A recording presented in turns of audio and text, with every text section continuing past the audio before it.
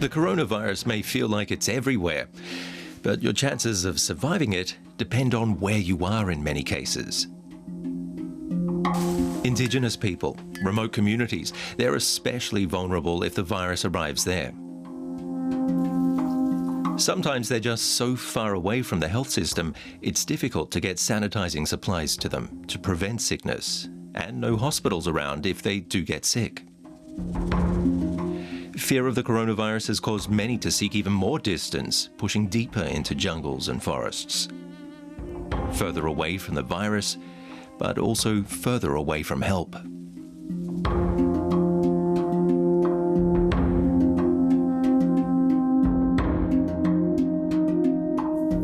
Ben Fazoulen. In today's COVID-19 special, what the coronavirus means for people living in isolated parts of the world.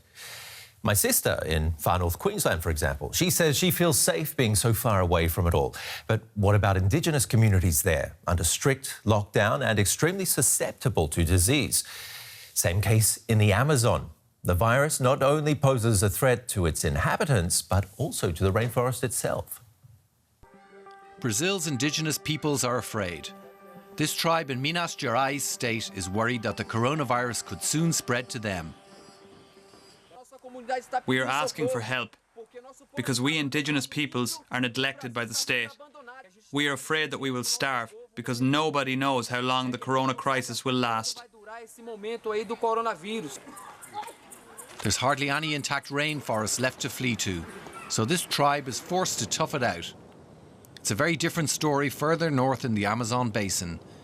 Here, many native communities are taking control of their own destiny by shutting off their reservations and putting up barriers against intruders and against the virus. Experts believe the virus poses more of a threat to indigenous people than other communities. We know that indigenous people get sick faster, develop more severe symptoms, and are much more likely to die from it. Their immune systems are more susceptible to viruses of all kinds.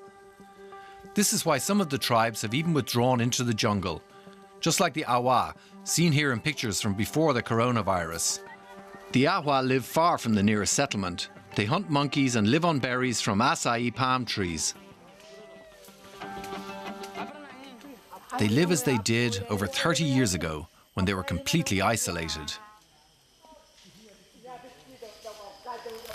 Criminals are taking advantage of the retreat of the indigenous people to destroy parts of the rainforest. Authorities report a 50% increase in deforestation. The invaders are lumberjacks, gold miners, and illegal hunters. They bring diseases with them. The Brazilian state must now drive all illegal intruders out of there. In the capital of Amazonas state, Manaus, hospitals are already reaching capacity. And already there are coronavirus-related deaths among indigenous people. In 2019, a dam owned by a mining company collapsed, killing hundreds. It was a disaster for the indigenous people in Minas Gerais. Mining waste poisoned the rivers, and now there's the danger of coronavirus. Our river is almost dead because a criminal act by a mining company caused a disaster. Because of this, we can no longer grow anything. Multiple dangers for a community with little to no protection. That report was filed by Matthias Ebert. He joins us now from Rio de Janeiro. Is that best for the indigenous people of the Amazon to retreat even further into remoteness? Yes, it's definitely the best way for them to protect themselves and to isolate deep into the jungle. The indigenous people, they're vulnerable. The immune system is not as strong as that of other Brazilians. They have less antibodies. And if we look into history, in the 70s, there was already a mass extinction of indigenous people in Brazil by illegal loggers and miners who entered the Amazon region because the military dictatorship, they built highways into the Amazon, and this mass extinction is still a part of the memory of the indigenous people here. So what should the government be doing to get it right? The government should protect them and should provide help that no illegal loggers and miners enter these indigenous lands which are protected by the constitution of Brazil, but in the real life there is no protection for them at all. And during the government of Jair Bolsonaro, the main bodies, the main state agencies are weaker than before. The FUNAI, the Indigenous State Agency, and as well the environmental police. They have less money and less power. It doesn't sound like the Indigenous have the backing of the state. Even before the crisis, the president wanted to open the Amazon to development. Bolsonaro always was keen to open the indigenous land for mining and other economic activities, and now it's actually happening. During the first month of this year, during the corona crisis, the deforestation is on a record high. So how would you say the president is handling the crisis in general, considering he recently fired his health minister? He's acting like a real populist. Bolsonaro, his motto is economy first, and he's not defending isolation methods. So he's like, let's say, a poker player, and his type of bet is that the corona crisis will not be as dramatic as scientists predict. So he's a little bit betting and thinks that social turbulences could be much worse for Brazilians than the corona death. Matthias Ebert, reporting from Brazil.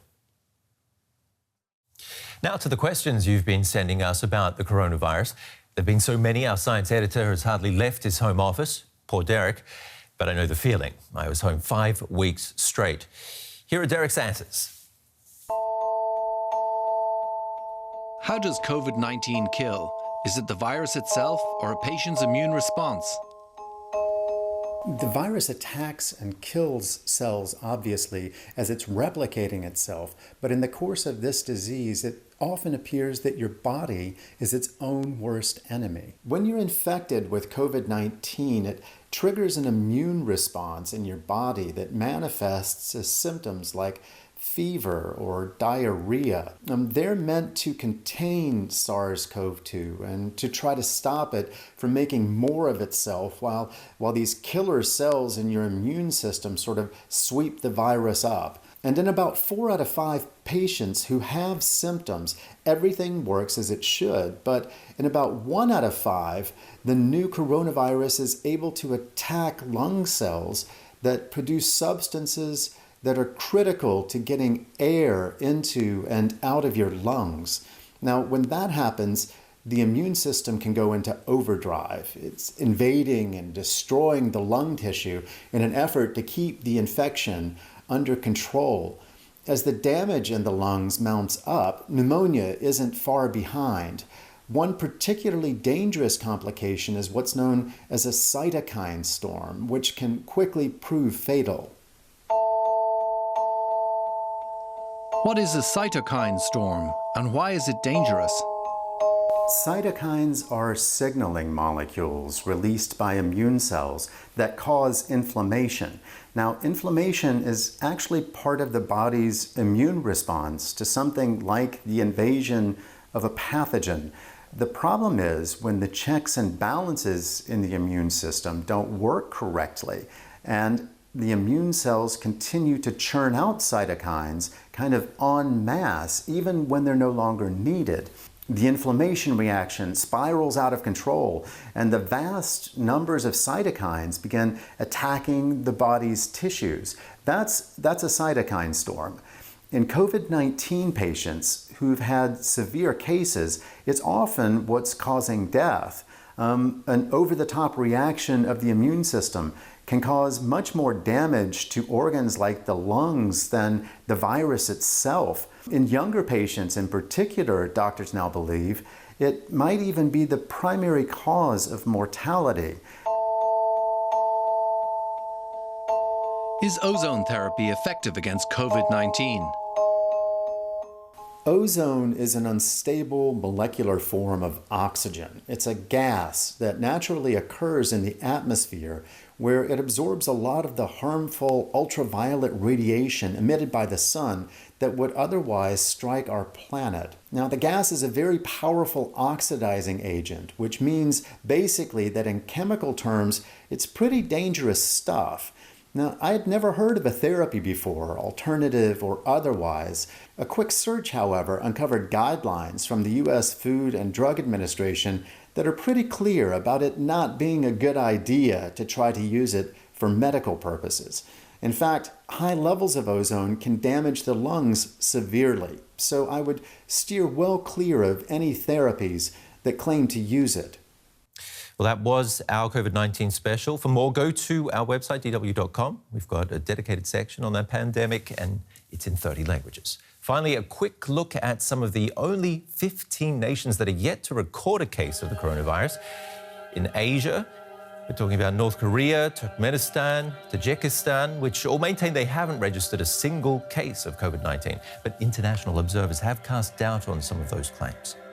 In Africa, Lesotho and Comoros say they too have been spared from the pandemic so far. Let's hope it stays that way.